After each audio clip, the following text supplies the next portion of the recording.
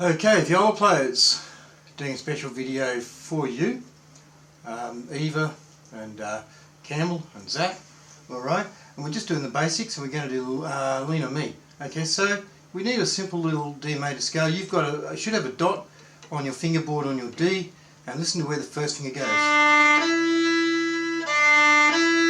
Should make that sound, that first finger. Okay, so we're going to do a simple little scale.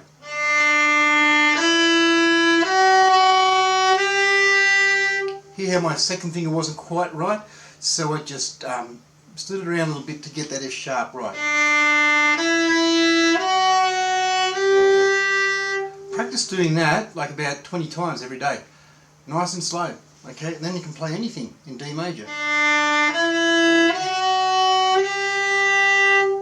Okay, there are all the notes that you need for Lean on Me. So here we go, 0, 1, 2 and 3 on D, and there's a jump between first and second. And that first finger's got to be exactly in that right place, and the left hand is not like this, it's got to be like this. Because watch what happens if I pull that back. Can't put the fingers anywhere near where you want them, okay? So we've got to be nice and relaxed here like this. Okay, here we go. I'm going to count in 1, 2, 3, 4.